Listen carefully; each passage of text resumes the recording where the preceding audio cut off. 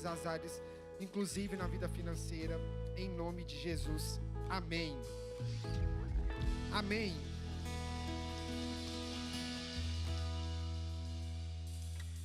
Semana passada a gente eu falei sobre mudanças de hábito, parte 2. Na primeira nós falamos sobre alguns hábitos ruins. E semana passada, na semana anterior nós falamos sobre hábitos ruins. E na semana passada falamos sobre começar alguns hábitos novos. E um deles que eu falei foi a gratidão. Quem lembra? Queria contar um testemunho. A gratidão, ela vem, não é geralmente nos momentos bons, né? Ela vem assim. É brincadeira à parte, mas antes de eu entrar na palavra de hoje, eu queria só te contar para você ver que todos nós estamos nessa jornada e nos detalhes, que vai fazer muito sentido com a palavra de hoje. Sabe aquele dia que você acorda e as coisas começam a dar errado 6 da manhã? Alguém já sabe esse dia que as coisas vão sendo... E parece que vai saindo uma, vai vindo outro problema. Alguém passa assim por esses dias de vez em quando? Meu, acho que foi quinta-feira, e a minha paciência sendo testada... E aí eu precisei falar com esse CNS, minha paciência foi para 0. Aí eu precisei falar depois disso, aí eu tentei fazer uma queixa na Provedoria da Saúde. Seria o Ministério da Saúde daqui, que eu esqueci o nome, ESR, eu acho. Tive mais estresse. Sabe quando você vai ficando assim? Aí a Priscila queria me acalmar, eu falei, não conversa comigo, não. Que aqui o negócio tá numa zona perigosa, eu preciso administrar aqui. Aí, as coisas foram dando mais errado, saí para trabalhar falando, vou ficar... Sabe aquilo que eu ensinei, ficar em silêncio para não pecar? Aí eu vou e faço o quê? Pisei numa bosta de totalmente cachorro. Ah, detalhe, o pneu do meu carro tinha furado. Esqueci desse detalhe. E para trocar o pneu, eu gastei só 1h20, assim, que nada estava dando certo. Sabe? Aí, quando eu pisei na bosta de cachorro...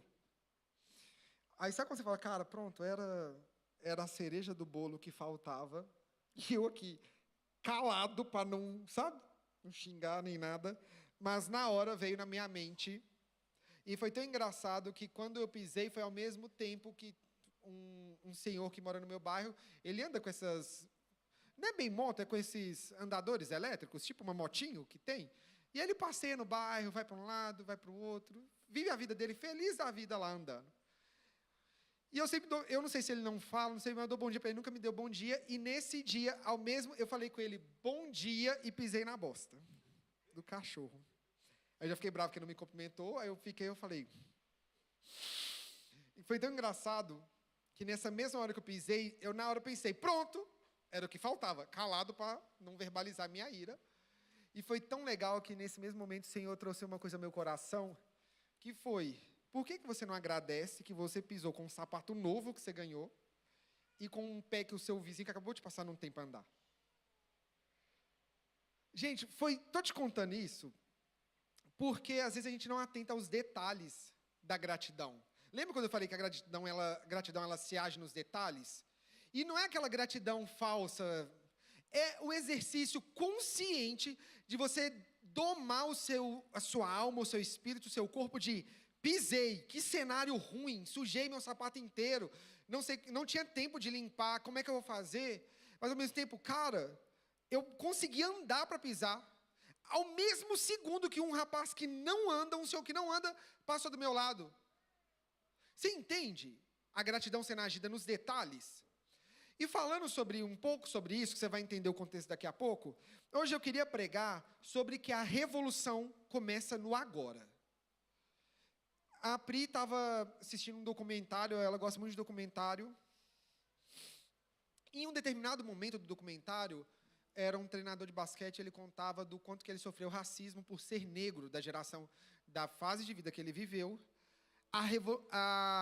o racismo que ele vivia, mesmo após, por exemplo, a revolução, o que Martin Luther King já tinha feito do discurso sobre os negros, sobre essa mudança estrutural nos Estados Unidos que aconteceu muito necessária. E ele falou como que ainda aquilo acontecia nos dias dele. E eu vendo aquilo, o Senhor me trouxe no coração, e ele contando o depoimento dele de vida, como que esse homem foi inteligente nas ações dele, e Deus começou muito a ministrar no meu coração sobre a revolução que precisa acontecer nos nossos dias, e que ela começa no agora. Porque a gente conta quando a gente conta a história, nós estamos contando história de homens revolucionários, mas que foram de outra geração.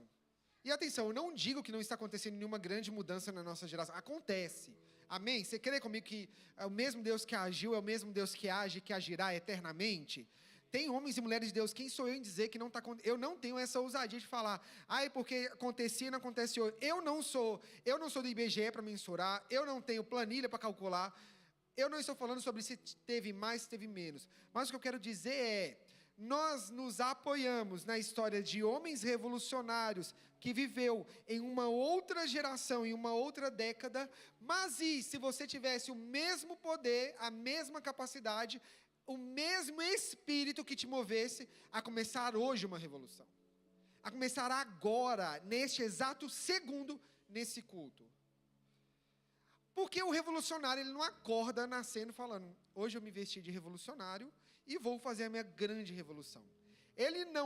Um dia ele não dormiu, um desocupado, e acordou no dia seguinte, eis que hoje eu sou revolucionário. E mudou da noite para o dia a história do mundo. Vocês acham mesmo que foi assim? E às vezes o revolucionário mesmo não vai nem revolucionar durante a vida dele. Talvez a revolução dele vai acontecer póstuma, pós a morte dele. Você quer ver uma história complicada? Metade dessa igreja deve ser mineiro, né? Cadê os mineiros aqui? Minoria? O que está acontecendo? Mineiro, você se comemora que nós somos o melhor estado do Brasil, você comemora que o pessoal do sul está querendo tomar nosso lugar. Vocês comemoram que vocês são mineiro. A gente tem que estudar na escola a Inconfidência Mineira. E eu sei essa história porque eu estudava no Colégio Tiradentes. Literalmente o Inconfidente Mineiro. Então, tipo, Deus no céu, Tiradentes na terra. E o homem foi um grande de um revolucionário. Mas a história dele não termina bonita, não. Cortaram ele todo em pedacinho, pendurou nos postes para deixar o recado dado. Quem fizer de novo, é o mesmo recado. Talvez, pensa comigo, talvez esse homem ele morre achando que a missão dele não foi cumprida, concorda comigo? Mas ele revolucionou Minas Gerais. E pensando nisso, Deus colocou no meu coração um texto, eu queria que vocês abrissem, vai estar lá em Neemias capítulo 1. Eu queria te contar sobre um revolucionário bíblico. Mano, e esse homem eu sou fã dele. A gente levanta a bola de Paulo e com razão, mas Neemias tem que ser aplaudido.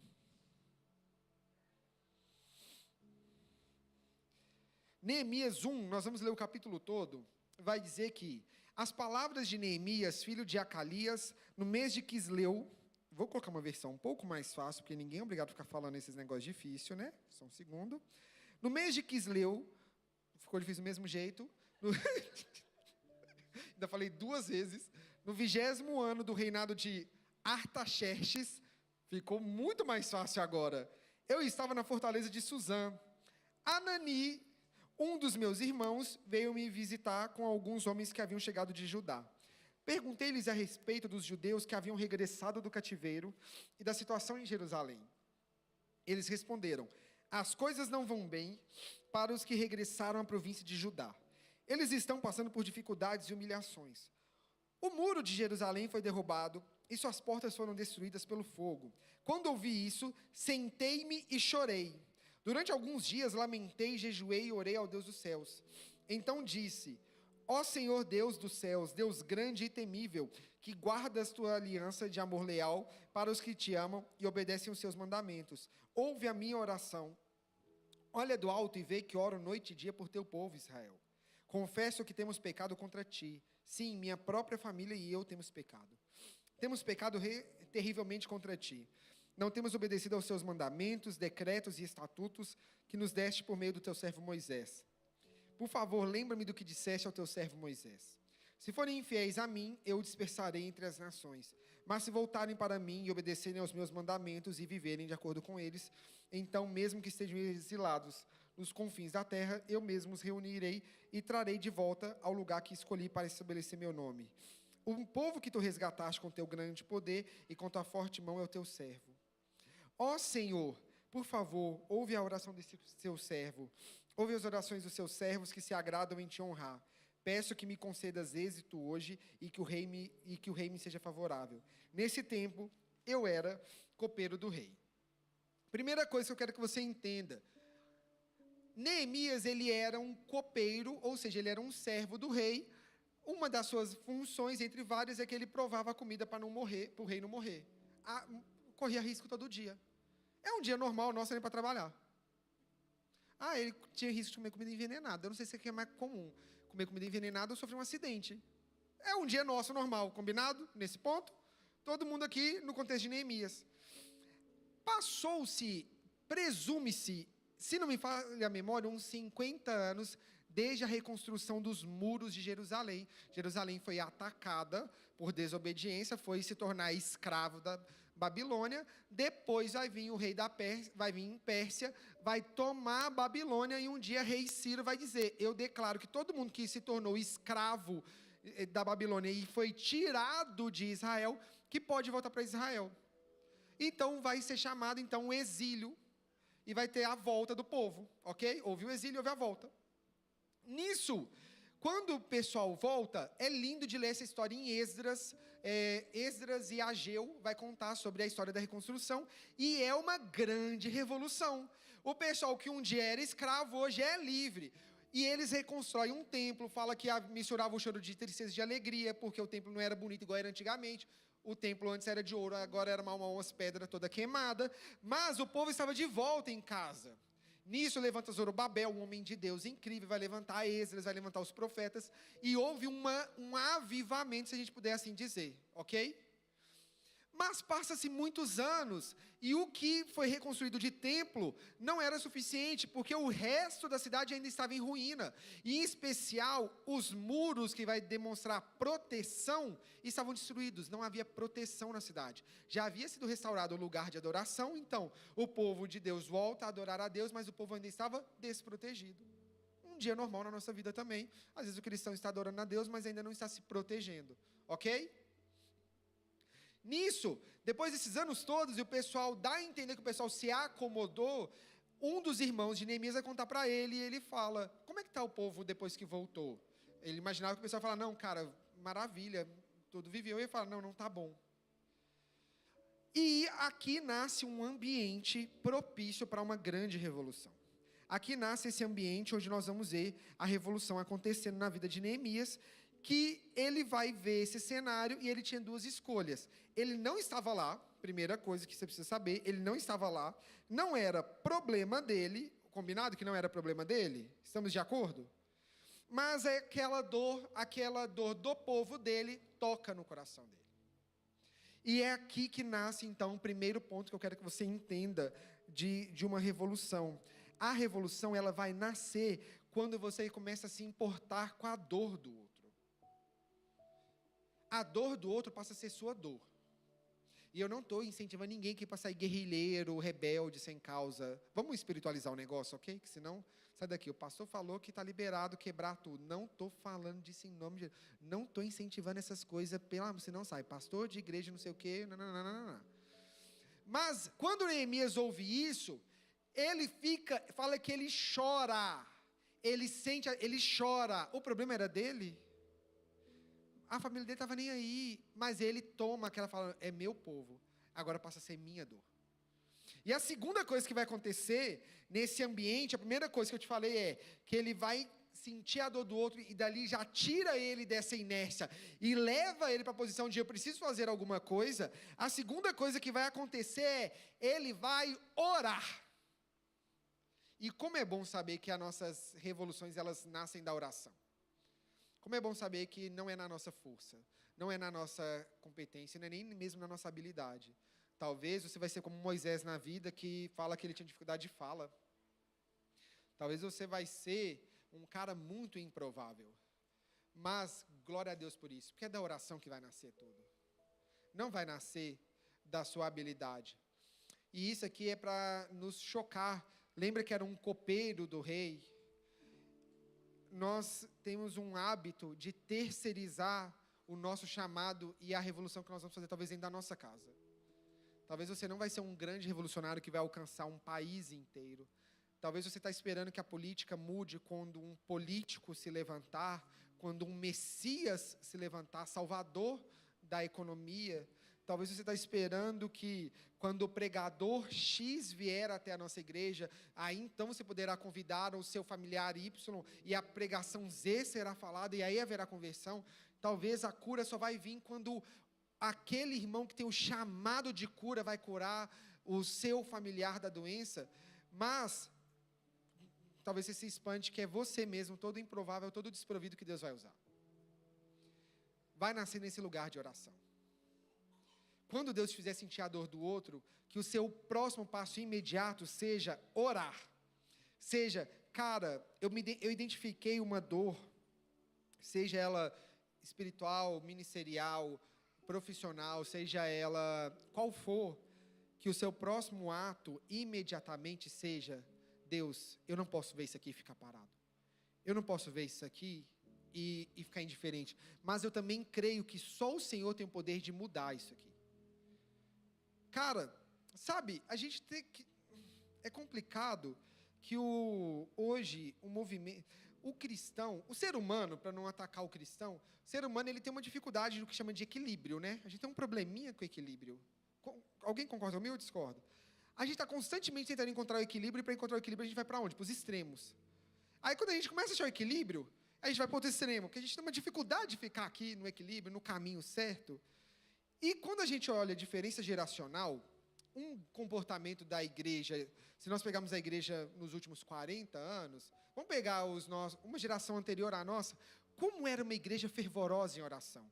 Não era comum os círculos de oração? Não era comum as reuniões de oração? Você lembra que não havia muito movimento, muita programação de atrativo? Não havia assim, precisamos fazer um evento X para atrair o jovem? E não acho que seja errado, porque à medida que a geração muda, nós temos que encontrar meios de pregar o evangelho, ok? Mas quero que você entenda que o que foi virado com o tempo? Quando a gente começa a ver que tem um excesso, a gente começa a falar que aquilo que está demais. E aí começaram um discurso de o quê? Ai, não é só orar, é agir. Concordo, porque a Bíblia vai dizer que a fé sem obra é morta. Mas o que o ser humano vai fazer logo em seguida? Vai agir mais e orar menos. Sabia que é mais difícil você conseguir orar pelo seu problema do que você agir pelo seu problema? É muito mais difícil. Primeiro, orar mais que 5 minutos pelo mesmo tópico já é quase impossível. Não estou falando de mesmo tópico, um tópico, doença. Ah, estou com dor de dente. Você consegue orar 5 minutos pela dor de dente sem fugir do assunto? Agora, quando eu falo isso, então você começa a perceber que você tem mais facilidade em confiar na sua habilidade do que no que você orou? Porque a gente tem um desafio, é muito difícil orar, e mais difícil confiar que Deus vai agir, e mais difícil ainda é não fazer nada. E não que você não tenha que fazer nada, mas talvez você não tenha nada para fazer mesmo. Talvez é só hora de orar, talvez ainda não é hora de agir. Então, isso aqui é uma aula de que e a oração dele é linda, ele vai fazer uma coisa mais difícil na oração, que é pedir perdão pelos pecados, porque ele reconheceu que qualquer prisão nasce do pecado. Ele vai dizer: o meu povo está assim porque pecou. Nós não podemos romantizar. É muito difícil porque nós, na busca de querer conhecer mais, não podemos conhecer mais, mas lembra que o que gera morte é pecado. Lembra que a descendência humana, o homem caiu pelo pecado. Então, todo distúrbio, qualquer doença, enfermidade, qualquer desvio ético, moral, emocional, vai vir do mesmo lugar, pecado. Então você está dizendo que a pessoa está doente, que ela pecou? Aí você vai fazer carisma, que nós vamos entender sobre cura, sobre o que é o pecado.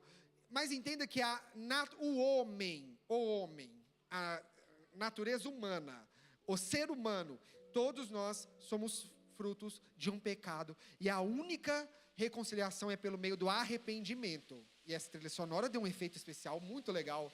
Gente, eu agendei hoje para fazer efeitos especiais. Eu vi a galera da Fábrica de Arte fazendo aqui no Natal aquele coisa chique. Eu não quis ficar por trás, falei, vou fazer alguma coisa, agendei com o céu hoje os efeitos especiais. Ingrid é só uma voluntária do Legacy. Nossa, essa foi boa. Ingrid, a voluntária do Legacy. Terceiro ponto. Já entendemos que Deus vai falar, você vai orar, você vai chorar, você vai agir, ok? Aí o livro de Neemias é assunto para outro momento, que é um livro maravilhoso. Agora eu tenho que te trazer a primeira má notícia, que é... Ai, gente, tem uma frase horrorosa. Nossa, mas já vai encaixar tão bem. Ai, o que eu me tornei falando frase de efeito? O que eu me tornei? Sabe aquela frase que só joga pedra em árvore que tem fruto? Meu Deus, o que eu me tornei? Eu quero te falar uma versão espiritual que só é contra-atacado quem ataca. Ficou mais bonito, não ficou? Ficou mais chique, não ficou? Você só vai ter contra-ataques, o inferno só vai gastar a preciosa energia deles querendo te parar quando você agir. Porque se você não age, se você não trabalha no reino de Deus, você já de alguma forma se tornou escravo do inferno. Então o inferno ele só guerreia com quem é contra as obras dele. Se você é a favor do inferno, você é aliado. Então faz sentido ele te atacar? Então eu quero te dar essa primeira boa notícia que se você está sendo contra-atacado, você está tendo retaliação, desafio, parabéns, você está no caminho certinho. Parabéns. Você está provando porque você veio ao mundo. Lutar. Você está mostrando que você é guerreiro. E a outra coisa é que a Bíblia vai te mandar só uma coisa. Resista. Não é muito não, combinado nesse assunto? Você não tem que fazer estratégia de combate. Você não tem que raciocinar. Você não tem que fazer a arte da guerra. Você só tem que fazer uma coisa. Chama-se resistir. O que é resistir? É ficar paradinho, firme. Se a onda vem, você firma. Se o vento quer bater, você segura. Se alguém quer te empurrar, você trava. Você tem que resistir. E é a Bíblia que vai dizer isso. É claro que nós vamos falar da nossa mente. Tiago 4,7 vai dizer: sujeitai-vos, pois, a Deus, resisti ao diabo, e ele fugirá de vós. Vamos deixar claro que a nossa resistência é contra o diabo. Estamos de acordo? Quem que é o adversário? O diabo. É o irmãozinho do lado? É o seu líder? É o seu liderado? É seu pai?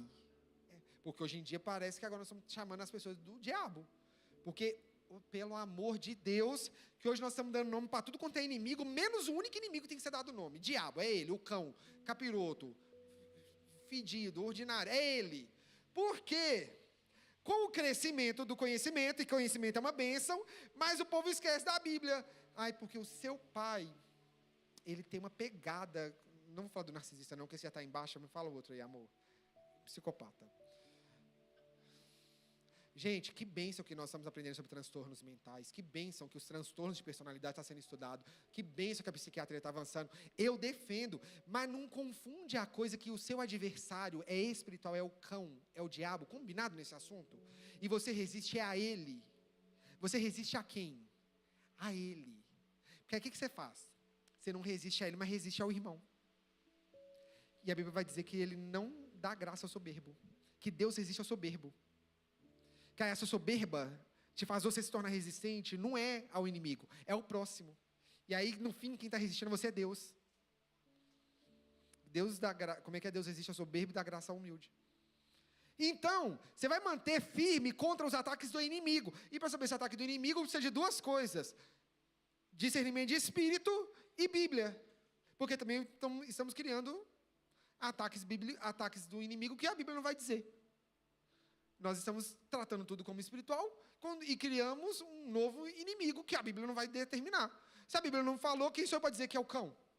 Se a Bíblia não me dá... Porque também vamos cair no erro do quê? Que tudo agora é demônio. Eu não sei. A Bíblia, um dos assuntos pouco abordados na Bíblia chama demônio, angiologia. Se um dos poucos assuntos é isso, por que eu gasto minha energia criando toda a lista de casta, de demônio, de subdivisão, de subgrupo, de hierarquia, quando me interessa uma coisa, resiste e dá ordem. Pronto. Resumir em duas coisas: resiste e dá ordem no nome de Jesus. Tem que obedecer. O poder está no nome de quem? Está no nome de quem, gente? Nossa, vocês falaram nem com confiança, misericórdia, aí não dá mesmo. Aí não é nem que não resistiu, aí não deu, não, Deus do céu. Qual que é o nome que tem poder, pelo amor de Deus? Usa com mais fé que você usou agora, que aí começa a dar certo. Outro texto que vai dizer, 1 Pedro 5,8, sede sóbrios e vigilantes, o diabo, vosso adversário, anda em derredor como um leão que ruge, procurando a quem devorar. Resisti-lhe firmes na fé. E tá lá, igual um leão doido, procurando alguém para abocanhar, e se você for bobo, ele te abocanha. Resiste firme, que aí ele não te abocanha, na fé. Outro texto, Efésios 6,13, portanto, tomai toda a armadura de Deus, para que possais resistir no dia mau, e depois de ter desvencido tudo, permanecer firmes. Você pode dar um glória a Deus por isso? Então, a partir de hoje, você vai ser resistente às forças do inferno, amém? Deus te deu uma visão, Deus te deu uma ordem, Deus te deu uma direção. Pegar o exemplo do evangelismo, que é o povo que sofre. Deus deu uma ordem, o inferno vai aplaudir? O inferno vai abrir as portas para o Bruno? O inferno vai abençoar o Bruno? Não me parece. Aí ele vai para o campo de batalha. Vim aqui levar a palavra de Deus. O inferno vai falar, pode passar. O inferno vai fazer o quê? Vai criar barreira. E ele vai resistir firme na fé. Vai resistir com a armadura. Vai resistir guerreando. Vai sujeitar a Deus. E aí o que a Bíblia vai garantir? É o próprio Senhor que vai vencer essas batalhas. O meu papel é resistir. O do Senhor é lutar. E cada um faz o seu papel. E aí as portas do inferno não podem prevalecer. Resistimos. E esse próximo aqui que me deixou mexido, que foi a diferença de resistir e de perseverar. Parece igual, não parece? Não parece? Porque na minha cabeça eu pensei, cara, resistir é a ideia de manter firme. Não é manter firme? Resiste. Perseverar também não é manter firme. Não é manter... Gente, parece. Ou vocês não estão respondendo, que vocês nem... Quem acha que não parece, levanta a mão, que eu estou um pouco preocupado com os olhares. Quem acha que parece? Quem não sabe o que achar? Porque uma galera... E aí eu fui botar essa questão para Deus. Deus, por que resistir e perseverar são coisas diferentes? Aí eu me lembrei de um detalhe. Quando eu falo de resistência, é uma força contrária a mim, que eu me posiciono resistente para que essa força não me vença. Concorda comigo? Perseverar é um exercício que pode estar ligado à resistência, porque a perseverança é não desistência, concorda? Perseverar é não desistir, mas e quando o inimigo não for o responsável e for você mesmo? E quando não for uma obra do inferno, for só um dia? E quando não for o inferno, mas for o seu irmão? E quando for o cansaço, o desânimo, a tristeza, a preguiça? Por que não concorda comigo que o desânimo, a tristeza, vamos falar da tristeza, não é uma emoção que nasce dentro do seu coração? Então essa emoção é o diabo? Ela é sua? Talvez o inferno lançou alguma seta e que te fez entrar? Talvez. Mas você concorda comigo que já não é um exercício de resistir a uma força externa, mas é determinar que eu não vou desistir, mesmo que não seja uma obra do inferno contra mim? Que é aqui que vai pegar outra galera. Talvez, e não é talvez, com certeza, o seu maior desafio, talvez, o seu único desafio não vai ser espiritual, vai ser contra você mesmo. Vai ser contra a sua própria preguiça, contra a sua própria falta de vontade, o seu próprio trauma. Gente, se eu fizer aqui uma fila e pedir, fica à minha esquerda, todo mundo que foi ferido cruelmente na igreja, mano, deve somar uns 3 desse lado. Aí se eu falar, quem foi traumatizado no sentido real, não é assim, meu pai não me deu um carro. Quem sofreu num lar completamente disfuncional que te destruiu, aí todo mundo entra na fila, sem exceção. Então você percebe comigo que às vezes é uma luta contra pensamentos, contra dúvidas, contra incredulidade? Aí é não desistir. Quando o cenário não for favorável, quando Deus te mandar atravessar o mar e começar a chover, quando Deus te mandar entrar no barquinho e falar, mas hoje eu não vou, vai vocês na frente, e o toró descer e você ficar lá e falar, cadê Jesus? Nessa hora, você tem que resistir ao inferno ou lutar contra você mesmo? E aí a Bíblia vai dizer isso também. Hebreus 12:11. Portanto, também nós, visto que temos a rodear-nos tão grande nuvem de testemunhas, desembaraçando-nos de todo o peso e do pecado que tenazmente nos assedia, corramos com perseverança a carreira que nos está proposta. Tiago 1,12. Bem-aventurado o homem que suporta com perseverança a aprovação, porque depois de aprovado, receberá a coroa da vida. Apocalipse 2,10. Seja fiel até a morte, e dar-te-ei a coroa da vida. Uma boa palavra para conciliar com perseverança é fidelidade. Perseverar, e aí quando a gente pensar em fidelidade, vamos voltar para o casamento. No casamento, o seu cônjuge, a sua cônjuge não é seu adversário. Concorda comigo? Concorda, por favor, que senão você está falando assim, porque você tem que lembrar disso diariamente, porque senão a gente começa a guerra dentro do casamento, pensando que o outro é adversário quando ele não é. Nós somos aliados. Talvez um quer ir para a esquerda, outro quer ir para a direita, mas somos aliados. É só que o time que está desorganizado. Os dois estão brigando pela bola, mas os dois é do mesmo time. Não é eu querer fazer gol no outro, é nós dois fazendo gol. Só que às vezes a gente não está alinhado aqui, um está pegando a bola. Sabe que as meninas que, já que você não me deu a bola, eu vou pegar? Sabe o mimado que era dono da bola? Sabe aquele menino que se você não brincava com ele, ele tomava a bola de você? Se você não sabe, é que você era essa criança. Muito provavelmente. Ou você vai falar, eu nem tinha bola para brincar. Aí é outro problema.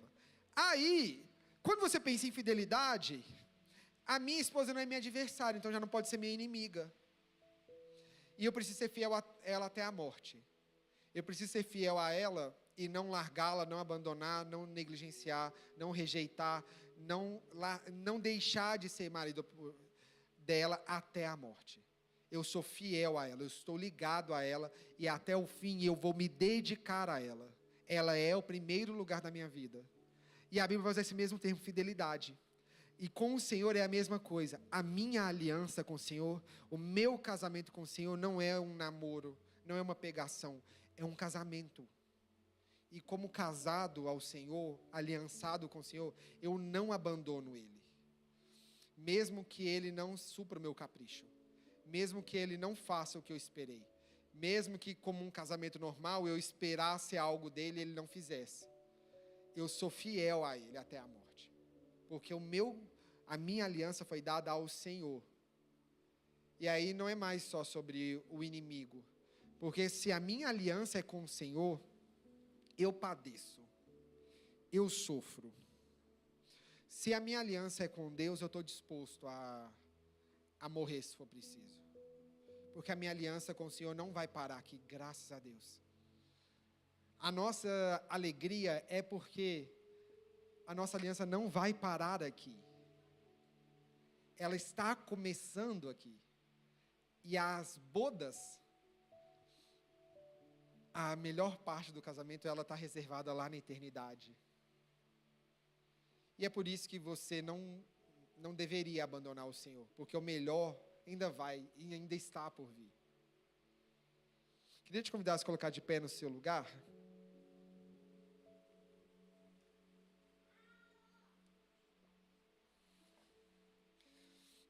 Vamos recapitular que a primeira coisa, você precisa estar no lugar que Deus vai te mover e fazer você sentir a dor do outro. Amém?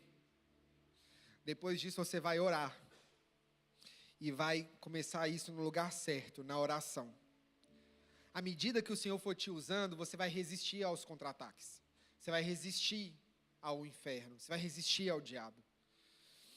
E em último ponto, você vai perseverar até o fim.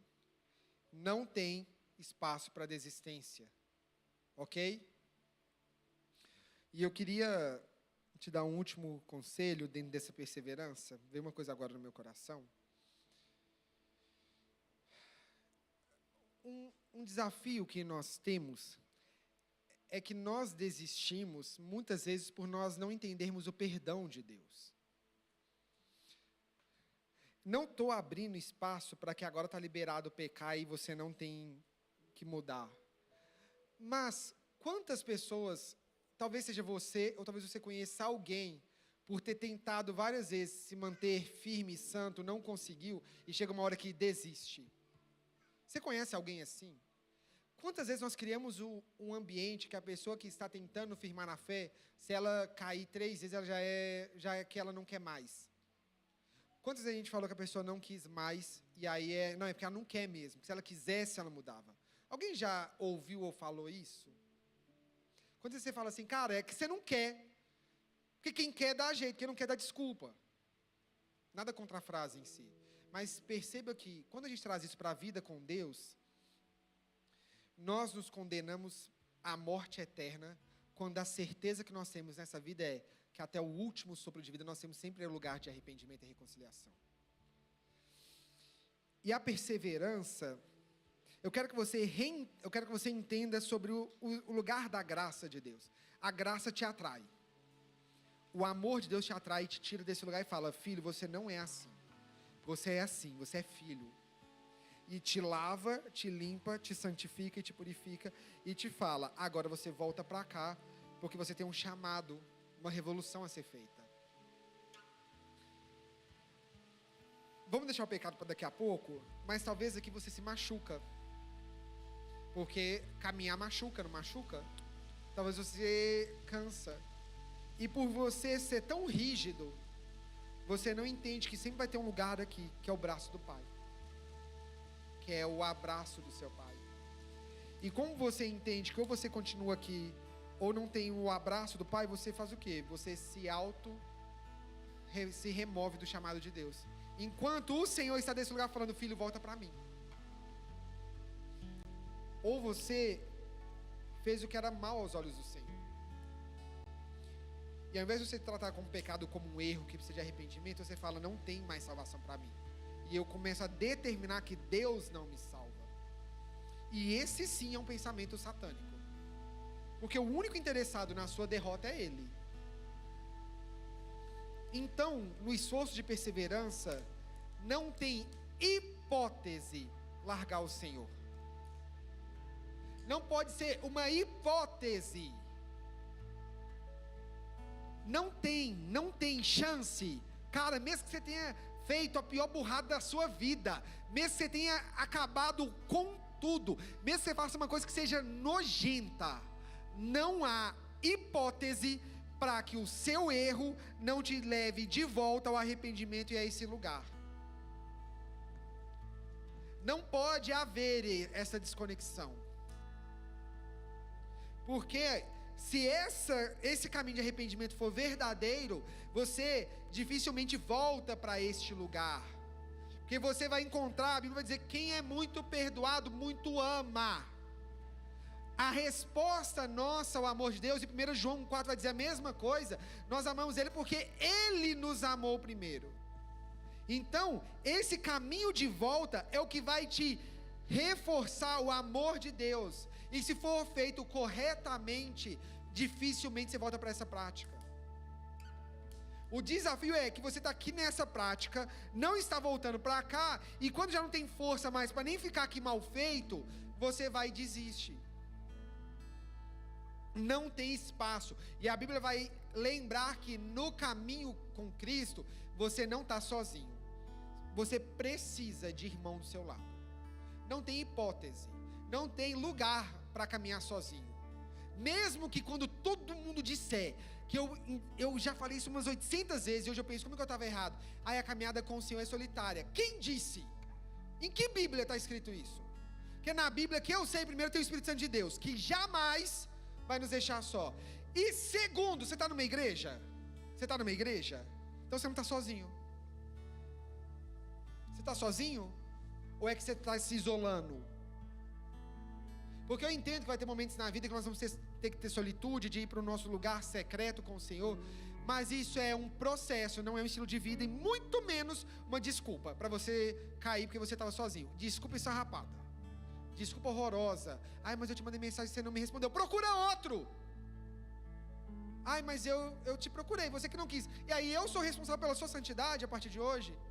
Eu sou o culpado pelo seu pecado? Você não está sozinho. Para de cair. Estratégia velha de guerra é isolar o inimigo para poder derrotá-lo. Estratégia velha de guerra. Se esforça. E quando você sentir muito aquela preguiça de se relacionar, é o grito que você precisa estar mais perto. Porque você já está vendo a inclinação do coração para fazer o quê? O ruim. Faz sentido ou não faz? E aí você vai poder dizer o que Paulo disse. 2 Timóteo 4, 7, 8. Combati o bom combate, completei a carreira e guardei a fé. Desde agora, a coroa de justiça me está guardada, a qual o Senhor, justo juiz, me dará naquele dia. E não somente a mim, mas também a todos que amarem a sua vida. A alegria é que a coroa não foi só para Paulo, é para todo mundo que amar a vida de Jesus. Esse é um dos últimos textos que Paulo vai escrever, o que dá a entender. Paulo estava velho, Paulo estava preso, Paulo tinha sofrido muito. Paulo se sentiu abandonado, traído, largado. Mas ele fala no fim: eu combati o bom combate. Eu lutei a guerra certa. Eu consigo ver que eu cumpri o meu propósito, eu completei a carreira. E mais importante, a fé está guardada aqui firme no meu coração. E o justo juiz vai ver isso e vai me dar a coroa. Porque eu lutei a guerra certa e fiz o que era para ser feito até o fim. Que essa seja a nossa inspiração de falar isso no último dia. Jesus, eu fiz tudo que eu podia pelo Senhor. Quero que você feche os seus olhos, por favor. Senhor, que o Teu Espírito agora, mais forte que qualquer outra força, o único capaz de trazer arrependimento e mudança, seja o mesmo Espírito que a Bíblia vai dizer que é o Espírito de ousadia.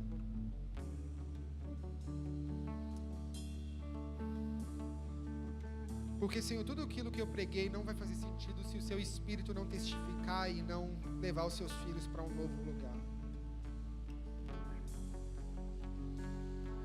Deus, eu não sei porque que essa palavra veio no dia de hoje, eu não entendo. Mas eu só te peço que ela gere fruto em nome de Jesus. Cantamos com harpas de fé e nada irá resistir enquanto adoramos.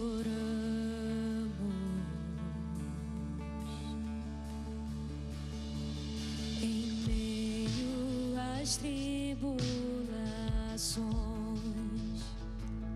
o nosso Deus é vencedor, nós o adoramos.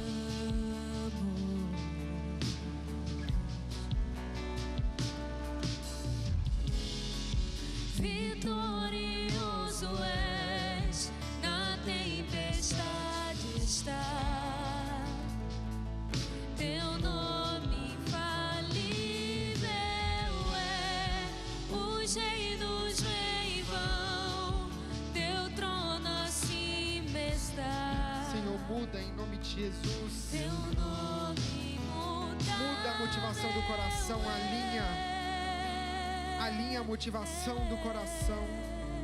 O inferno não prevalece. Senhor, faz a verdadeira chama arder no nosso coração, o combustível. E nada irá me... O combustível, Senhor, Eu te o combustível da fé.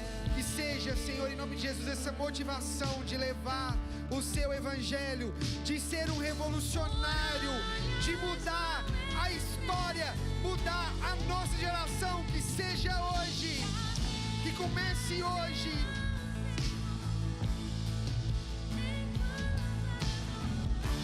Se aliste para esse campo, se aliste para esse lugar, se aliste para essa batalha. Vitorioso és, na tempestade está, Teu nome infalível é, os reinos vêm e vão, Teu trono acima está, Teu nome imutável é, vitorioso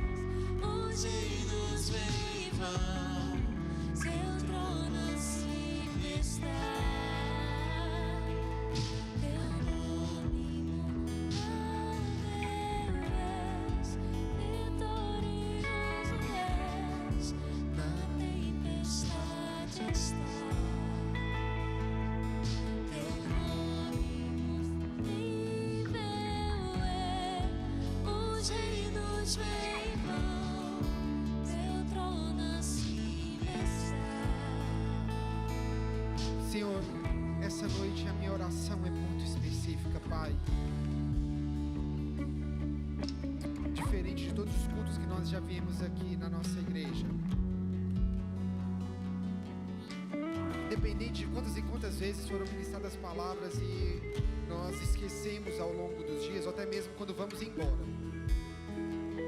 O meu clamor nessa noite é, Espírito Santo, muito mais do que uma mensagem que foi pregada, que seja uma ativação, um despertar, um acordar, um chacoalhar para viver hoje e agora o chamado do Senhor. Que seja hoje, que seja neste momento, que o seu Espírito comece a agitar os seus cílios e acender a chama, que sopre e que a chama arda ainda mais. Que ministérios enterrados volte a viver em nome de Jesus.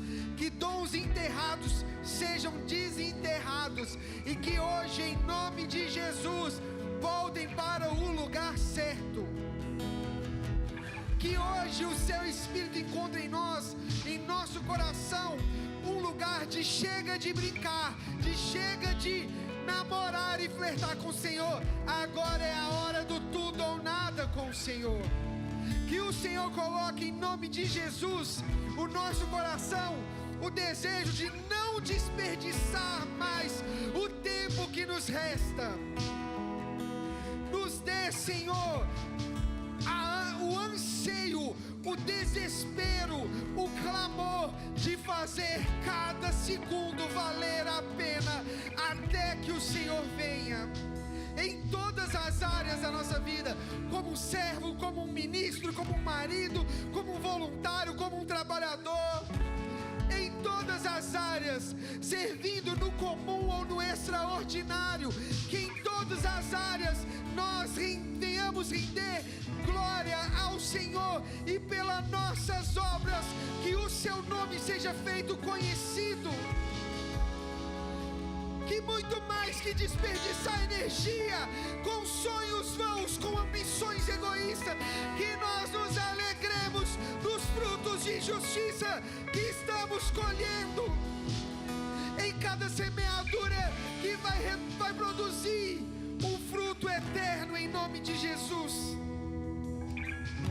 Traz de volta para o lugar, para o centro da sua vontade.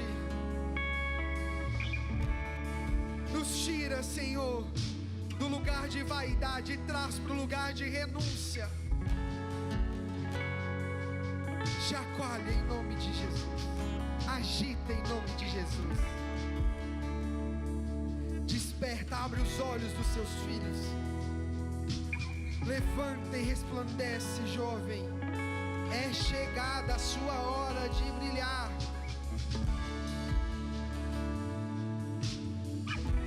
A sua hora de brilhar chegou.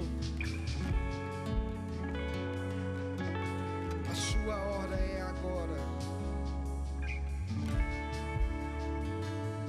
Nós te pedimos, clamamos, suplicamos nessa noite. Em nome de Jesus. Você pode dar glória a Deus por isso? Aplaude o Senhor bem alto. Dá glória bem alto aí. E antes de ir embora, eu não posso deixar de também orar por você que talvez está aqui nessa noite e que estava longe dos caminhos do Senhor, não tinha a sua vida entregue ao Senhor, não caminhava ou caminhou e abandonou, mas hoje o Espírito Santo coloca no seu coração um desejo de voltar, e o Espírito Santo está ardendo no seu coração isso.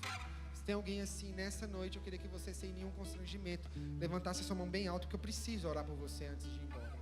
Se você é essa pessoa, levanta a mão que eu vou orar por você em nome de Jesus.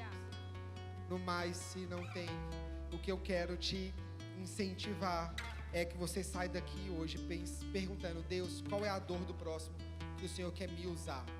Porque o Senhor vai te usar, se você se disponibilizar. E nós, como igreja, estamos aqui para te servir nisso e investir para que você seja esse potencial na mão de Deus. Você pode dar glória a Deus por isso? Senhor, nós te agradecemos então por esse culto. Obrigado por tudo que o Senhor fez, por tudo que o Senhor ainda vai fazer. Obrigado, Deus. Que seja uma virada de chave, que o Senhor continue falando conosco, nos leve em paz, em segurança, em volta para nossas casas. Guarda aqueles que vão embora, abençoa os que já estão em casa. Nos livra de qualquer mal, de qualquer medo, de qualquer temor. Senhor, que os ventos não nos amedrontem, que a chuva não nos amedronte. Em nome de Jesus, nos livra de qualquer perigo nessa noite ao voltar, em nome de Jesus. Mas nos dê também prudência, diligência, vigilância, que possamos ser sábios e prudentes, em nome de Jesus. Amém. Amém. Lembrando que o nosso culto acaba aqui, mas ele continua no Lagoinha Coffee. Esse é um momento de comunhão, relacionamento. Não vai embora sem se relacionar, em nome de Jesus. Que Ele te abençoe.